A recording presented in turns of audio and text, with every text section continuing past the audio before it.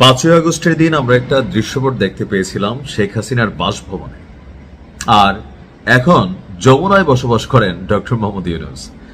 এই গত 18 মাসে কে কি অর্জন করেছে আমরা ততটা না জানলেও এতটুকু বুঝি, যারা রাষ্ট্র ক্ষমতার এই গুরুত্বপূর্ণ চেয়ারগুলোতে বসেছেন নিজেরা আঙ্গুল ফুলে কলা গাছ হয়েছেন। খুদ এই সরকারের প্রধান উপদেষ্টা ডক্টর মোহাম্মদ ইউনূস নিজেই তার যে রাষ্ট্রীয় ট্যাক্সের মামলা ছিল 100 কোটি টাকার উপরে নিয়েছেন, এটা মাফ। গ্রামীণ ব্যাংকে যথেষ্ট সুযোগ সুবিধা নিয়েছেন, বেশ কিছু ব্যবসায়িক লাইসেন্স নিয়েছেন। তো বাকিরা কি নিয়েছেন আপনি জাস্ট আইডিয়া করেন। কিন্তু এই যে যাদের কারণে তারা এই ক্ষমতা উপভোগ করছে, বিশেষ করে শরীফ ওসমান হাদি, আজকে তো শেখ হাসিনা নাই বা ওনার পুলিশও নাই নিশ্চয়ই, তো শরীফ ওসমান হাদির বিচারিক হত্যাকাণ্ডের যে প্রতিবেদন সেটা আমরা এখনো পাইনি। মানুষের মনে প্রশ্ন যে এই ইউনূস সরকার তারা কি আসলে হাদির বিচার করবে নাকি পরবর্তী সরকারের উপর পাস করে যাবে ক্যারাম বোর্ডের মতো? আসলে পাস করেই যাচ্ছে। যত আশ্বাস বাণী পরবর্তী সরকারের জন্য তারা বাস রেডি করে যাচ্ছে, যেন আজকের দিনে যে আন্দোলনগুলো হচ্ছে, যে আজকে জাবের হাদির খুব কাছের বন্ধু, যেখানে হাদির আপন ভাই যুক্তরাজ্যের ওই যে কাগজপত্র পাইয়া, হাদির পরিবারও টাকা পয়সা পাইয়া ঢাকায় ফ্ল্যাট পাইয়া ঘুমাই গেছে, কিন্তু বন্ধু জাবের ঘুমায় নাই। চেষ্টা করছে ওসমান হাদির ঘটনাটার বিচারের জন্য।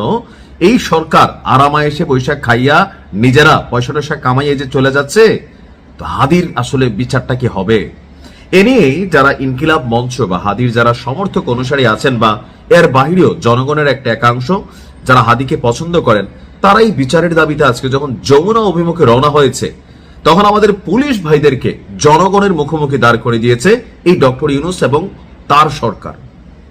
ডক্টর আসিফ নজরুল ইসলাম, তারাই তো রাষ্ট্র পরিচালনা করছে না। এই পেঁয়াজ নিয়ে প্রশ্ন করবেন, কিন্তু এইসব বিচার নিয়ে প্রশ্ন করা যাবে না। ক্ষমতা থাকা স্বরাষ্ট্র উপদেষ্টা খুবই নাইস ম্যান, কিন্তু একটা ঘটনার কি সুষ্ঠু সলিউশন করে তারা যেতে পারছেন? আজকে জাবের গুলিবিদ্ধ হয়েছে। দেখেন, জাতিসংঘের অধীনে শরীফ ওসমান হাদি হত্যার তদন্ত এবং হত্যার ঘটনায় জড়িতদের বিচারের দাবিতে প্রধান উপদেষ্টার বাসভবন যমুনা অভিমুখে যাত্রা করেছিল ইনকিলাব মঞ্চ। আন্দোলনকারীদের ভয় পায় ডক্টর ইউনূস, কারণ তিনি জানেন 18 মাসে নিজের আখের গোছাইলেও রাষ্ট্রের আখের অথবা যাদের রক্তের উপর ভর করে তিনি এই চেয়ারে বসেছেন, তাদের জন্য তিনি কিছুই করেন নাই। এই কারণে ওনার পুলিশ প্রোটেকশন দরকার হয়। তিনি তো কথা বলতে পারতেন না। তিনি আবার আমাদের বাংলাদেশের মানুষের সাথে কথা কমই বলেন, ওই নাহিদ সার্কেল ছাড়া তিনি আবার কথা বলেন না। তো এই যে তিনি কথা বললেন না, পোলাপাইনের খেপাইলেন, পোলাপাইন তো স্বাভাবিক যমুনার দিকে যাওয়ার কারণ কেন দরকার লাগলো? এই সরকার থাকাকালীন কেন এটার কোনো সুষ্ঠু ইনভেস্টিগেশন রিপোর্ট তারিখ পে তারিখ হচ্ছে? আজকে যখন পোলাপাইন গেছে, স্বাভাবিক একটা সেন্টিমেন্ট কাজ করছে। তো পুলিশ তো বাই নিরুপায়। আমি দেখেন কখনো পুলিশের বিরুদ্ধে আচরণ করি না, এই কারণেই পুলিশের বানানোই হয়েছে এইসব বড়লোক চেয়ারে যারা বসে, যারা ক্ষমতার অধিকারী হয়, তাদের প্রোটেকশনের জন্য পুলিশের কাজই এটা। তো ক্ষমতায় কখনো শেখ হাসিনা থাকলে ওনাকে প্রোটেক্ট করতে হবে, ওনাকে সেভ করতে হবে। আজকে ইউনূস আছে, তাকে সেভ করতে হবে। আর তাদের বিরুদ্ধে যারাই যাবেন, তাদের বিরুদ্ধে আমাদের পুলিশ ভাইরা চাকরি বাঁচানোর তাগিদে, জীবিকার তাগিদে, গরিব ঘরের সন্তান, কনস্টেবল, সিপাহী টিপাহী যারা আছে, এএসআই, মিডল ক্লাস ফ্যামিলি, আমাদের মতন ফ্যামিলি থেকে তারা বিলংস করে, সো চাকরি বাঁচানোর দাবিতে উপর মহল থেকে আসে হ্যালো। তো এই হ্যালোর পিছনে কে? ফাইনালি তো ডক্টর ইউনূস নাকি এই স্বরাষ্ট্র উপদেষ্টারা? দোষ হয় পুলিশের। কিন্তু কেন ডক্টর ইউনূস ইনকিলাব মঞ্চের এই ছেলেগুলোদের সাথে বসে একটু কথা বললেন না? এই প্রশ্নগুলোর জবাব কে দিবে? তো যখন সেখানে গেছে, তো স্বাভাবিকভাবে পুলিশকে এখানে তাদের সামনে মুখোমুখি করে দেওয়া হয়েছে। তো আন্দোলনকারীদের ছত্রভঙ্গ করতে পুলিশ জলকামান ব্যবহার করছে, টিয়ার গ্যাস ব্যবহার করছে। আর আব্দুল্লাহ জাবের, এই তার আইডি থেকে আমরা দেখলাম যে গুলিবিদ্ধ হয়েছেন। এখানে আরো কে কে আহত হয়েছেন অনেকে আমরা দেখছি। সর্বশেষ দেখলাম যে রনি, সেও তার টিম নিয়ে তারা রাস্তায় নামছে। তো পুলিশ স্বাভাবিক রাষ্ট্রীয় নিরাপত্তা দিতে গিয়া পুলিশ তাদেরকে পিটাইছে। পুলিশের আমি দোষ দিই না, বারবার বলি, কারণ পুলিশ তো কন্ট্রোল হয় পেছন থেকে। সেই পেছনের লোকগুলা কারা? এই সরকার।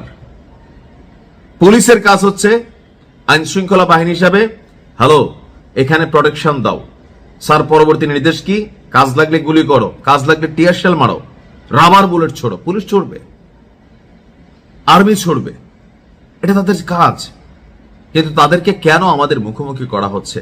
আমি জানি না যে ডক্টর ইউনূস ক্ষমতায় থাকতে, ক্ষমতায় আছে আর কদিন, 8-10 দিন তিনি ক্ষমতায় আছেন, নির্বাচন হয়ে যাবে। তো এই সরকার কোন রকমে বিদায় নিয়ে নিজেরা ব্যবসা কোটি হাজার কোটি টাকা এখানে কামাই ফেলছে। ভাবা যায় যে আওয়ামী লীগের আমলে, মানে আমরা ওই দিন শুনলাম আমাদের একজন উপদেষ্টা বললেন যে 2 লক্ষ কোটি টাকা ঋণ ছিল 17 বছরে, আর এই সরকার 18 মাসে 21 লক্ষ কোটি টাকা ঋণ বানাইছে। কই গেছে এই টাকা? এগুলার কি আমরা আদৌ জবাব পাবো? টাকা পাইছে, ক্ষমতা পাইছে, উড়াচ্ছে। আর এখানে যে ঘটনাগুলো নিয়ে পুরো রাষ্ট্র প্রটেস্ট করলো, এগুলোর বিচার নিয়ে কে কথা বলবে? দেখেন, বারবার আপনারা যারা পুলিশরা এখানে ভিলেন ভাবতেছেন, আমি এভরি টাইম বলি, পুলিশের কাজই হচ্ছে প্রোটেকশন দেওয়া ক্ষমতাশালীদের, এটি তাদের চাকরি। এই জন্যই পুলিশকে তৈরি করা হয়। আমাদের নিরাপত্তার ইস্যুটা আলাদা, আমরা গরিব। পুলিশ যারা চাকরি করে তারাও গরিব। আপনি দেখছেন কোন এমপি মন্ত্রীর ছেলে সেই ধরেন পুলিশে জব করে, কোন বাংলাদেশের বিশিষ্ট ব্যবসায়ী ধনকুবের তাদের ছেলেরা পুলিশে জব করতে করে কারা? আপনার ভাই, আমার বাপ, আপনার বোন জামাই, এরাই। একটা চাকরি আমাদের দরকার, তো সেই জায়গায় চাকরি বাঁচানোর জন্য করতে বাধ্য, সরকারে যেই থাকুক। তবে এই ইউনূস সরকারের আমলে যতগুলো গুরুত্বপূর্ণ ঘটনা ঘটেছে, যতগুলো মানে কি বলা হয় যে হত্যাকাণ্ড হয়েছে, নাড়া দেওয়া, একটা ঘটনার সুষ্ঠু বিচার তদন্ত ফাইনালি এখানে হয় নাই। হয়েছে কোনটা? ওই আওয়ামী লীগের আমলে, মানে আওয়ামী লীগ সরকার ক্ষমতায় থাকাকালীন যে ঘটনাগুলো হয়েছে এগুলো নিয়ে কিন্তু দেখেন মামলা পে মামলা, বিচার পে বিচার হচ্ছে। ওকে ফাইন, তারা যেহেতু criminal, so they should be punished. কিন্তু এখন এই সরকারের আমলে তাদের এই ব্যর্থতার জন্য তারা কি পানিশড হবে? দেখেন, শরীফ ওসমান হাদিদেরকে কুরবানির বলির জন্য তৈরি করা হয়, তাদেরকে নিয়ে আলোচনা হবে, রাজনৈতিক মাঠে গরম বক্তব্য আসবে, বিভিন্ন রাজনৈতিক দল। কই ইনকিলাব মঞ্চ ছাড়া কোন রাজনৈতিক দলটা হাদির ঘটনায় একদম মাঠে ময়দানে তারা নামছে? আমি তো দেখছি না। এমনি মৌন সমর্থন আছে। সিস্টেম হাদিদের জন্ম দেয় খরচ করার জন্য, আর হাদিরা খরচ হওয়ার জন্য আবল তাবল কথা বলে ডট ছিঁড়ামিরা ফেলবে।